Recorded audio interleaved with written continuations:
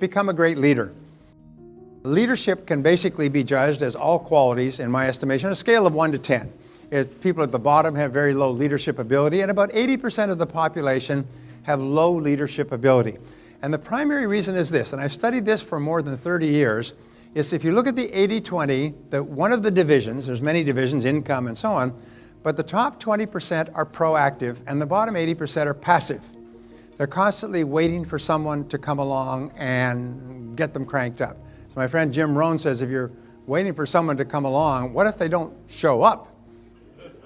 And many people are waiting their whole lives. They've got an excuse, they've got a reason, I'm not doing this, I'm waiting till then, I'll do it when this happens. They have what is called a when-then mentality. When this happens, then I'll take action. When I get ahead, or I get some money, or I get a guarantee, or something, then I'll take action. But leaders are proactive. And the interesting thing about leadership is not position, leadership is action. Is a person who acts like a leader is a leader that minute. So a person can go from being a passive person, a follower, to being a leader in one instant. All you have to do is begin to act like a leader. You think like a leader and act like a leader. And I want to give you some of these ideas. Okay, so number one, we say your personal leadership ability is the major limit on what you can achieve. Because what you do is you set a goal and you make a plan and you work on that goal every single day. That's pure leadership. It's when you start waiting for something to happen and so on that you fall back into that bottom 80%, that passive. By the way, active versus passive is the major sociological economic division in our society today and probably worldwide. People who are really passive, the bottom 50%, are waiting for somebody else to give them some money. That's all. They're not willing to work for it themselves or save or suffer or sacrifice. They want somebody else to give them money. And if you go to an auction, if 50% of the population says, we want some free money, you're going to trigger enough politicians to say, if you vote for me, I'll give you free money. I'll take it from him and give it to you. There's a rule that says, and I won't talk about politics anymore, but there's a rule that says he who promises to rob Peter to pay Paul will always have the support of Paul. And that's all you need to know about modern politics is people promising to rob Peter to pay Paul. Only if you're the Peter, you don't want your money taken away. And if you're the Paul, you're all in favor. Hey, go get them. Go get those millionaires and billionaires. Millionaires and billionaires. Okay. So now we say that to become a great leader, number one, leadership is the most important factor for business success. When a team is in trouble, they don't fire the players, they change the coach. When a company's in trouble, they don't fire the staff, they bring in a new leader. A new leader can transform an organization. Number two is leadership is the ability to get results. Leadership means you get the results that are expected of you. You get the results for which you are responsible. You get the results that you have committed to get. If you start your own business, the results you've committed to getting are making sales and generating profits to provide for yourself and your family and so on and so forth. So results are the key. So like a semicolon or a colon, there's a one-to-one between leadership and results. And you can be a leader without followers. You can be a leader in an organization. All the people in my company, by the way, are leaders. It's the most amazing darn thing. Every one of them is committed to getting results and requires virtually no supervision. They just require being pointed in that direction. And so you can be a leader without followers. You don't have to have a team to be a leader. As long as you're getting results, you're a leader. Third is leaders have a clear vision of the future. This is a mark of leadership is the top 10% of people have a very clear idea of where they're going. They have clear goals and clear plans that they're working on. Non-leaders follow the leaders. In fact, as Drucker said, the leaders think about the future. No one else is tasked with that responsibility. Finally, a vision is an ideal future picture of the way you want your company to appear 5 years or 10 years from now. It's something that can cause people to give their dedication, their loyalty, their commitment. People can dedicate their lives, their talents, their abilities, their intelligence. And a vision also helps the company decide what they should be doing more of, what they should be doing less of, what is consistent with their philosophy and their values, and what is not. So it's very important that individuals and organizations sit down and think through what the vision should be. The greatest weakness that we have as individuals, which filters into our organizations, is that we sell ourselves short. We settle for less than we are capable of. We tend to compromise even in advance. And so the establishment of a vision begins with your imagining no limitations on what you could be sometime in the future. Decide what's right before you decide what's possible.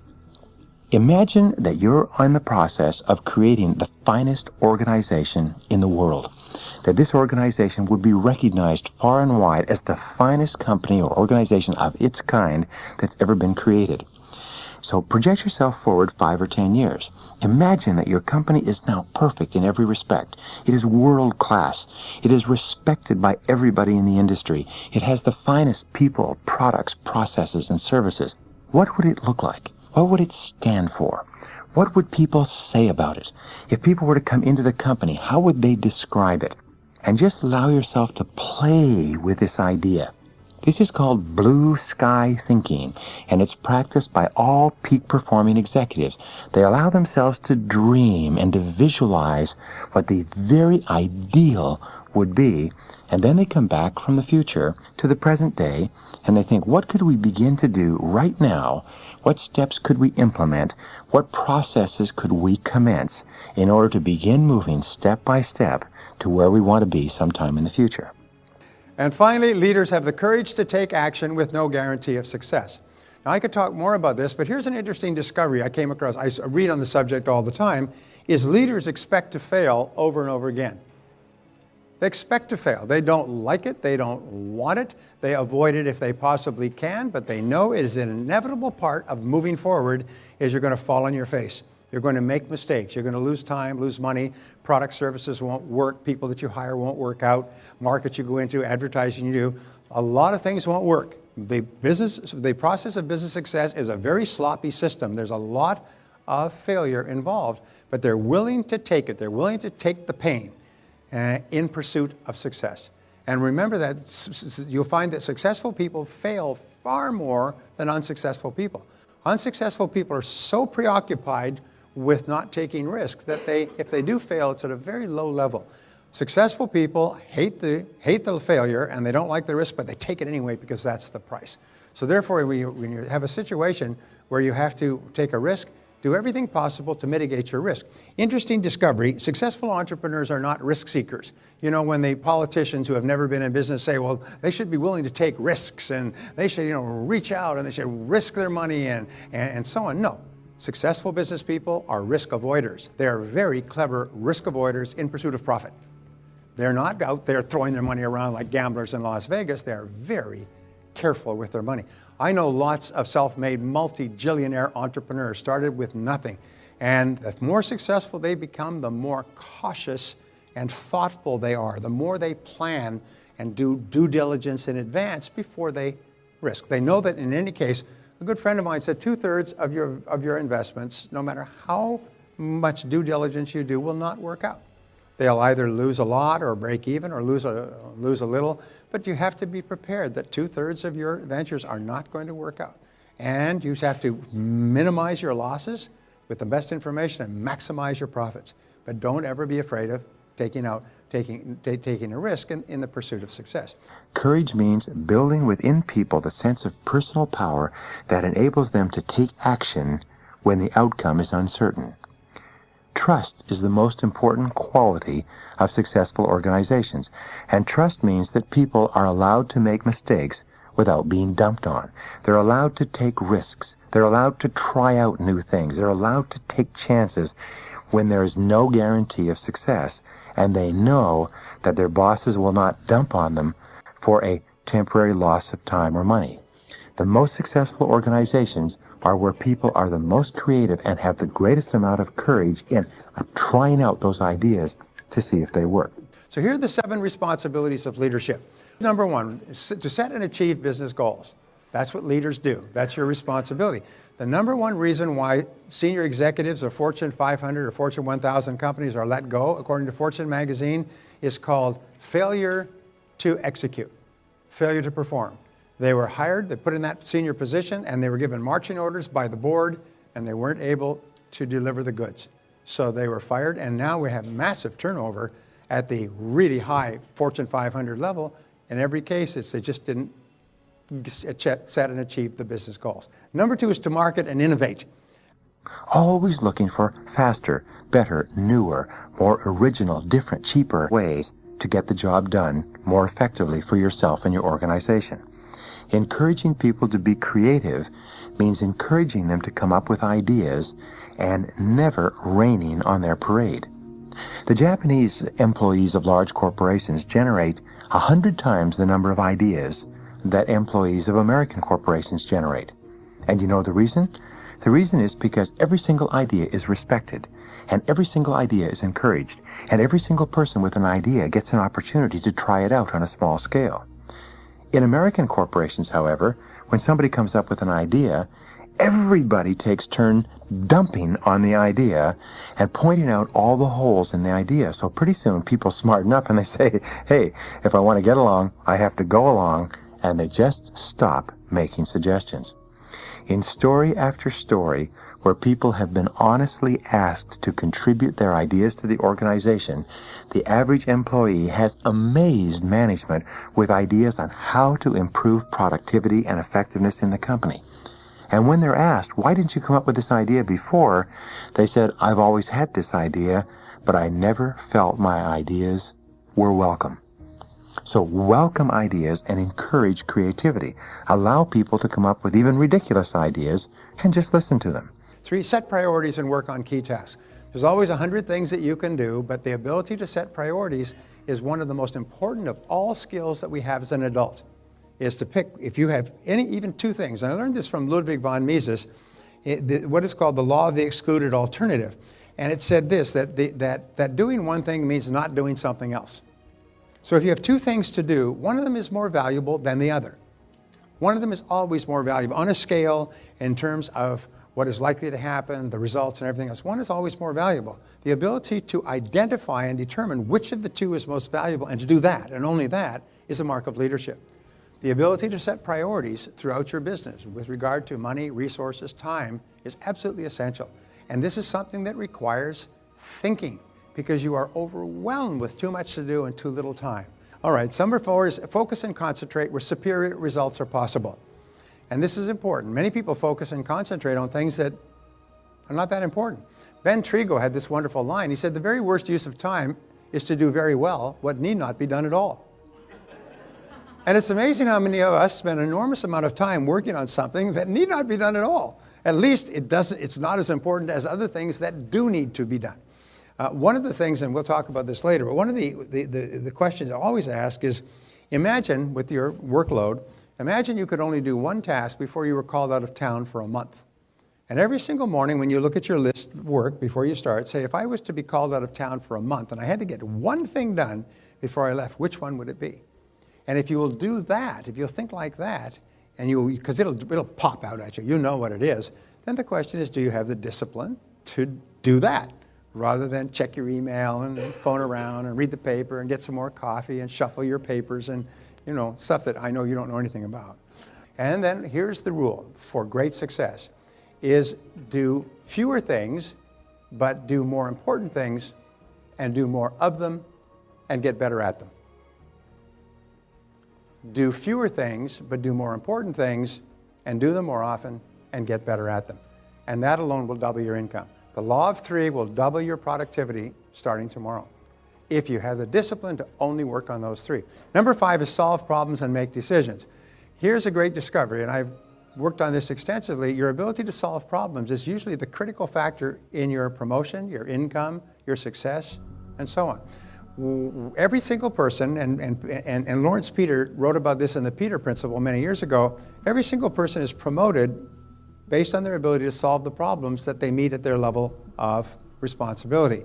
If you can solve those problems, you keep moving higher. Colin Powell, who I worked with a couple of times, said that leadership is the ability to solve problems. Success is the ability to solve problems. Between you and any goal you have, especially a financial goal, the only thing that stands between you is problems.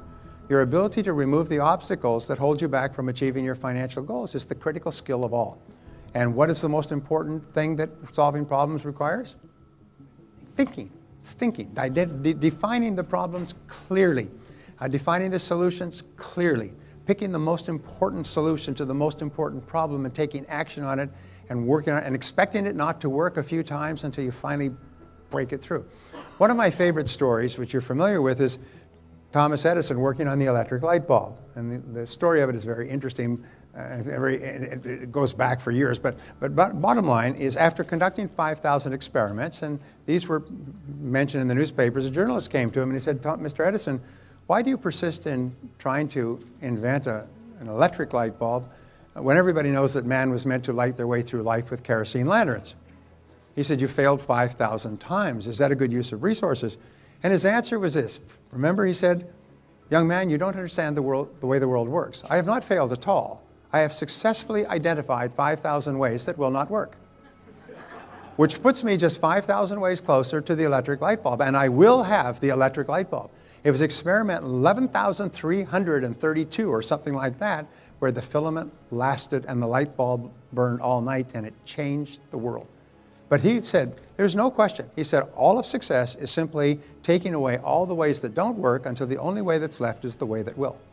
And that's very important for us in business, is to realize every time you make a mistake, you say, hey, that's progress. That's one more way that doesn't work.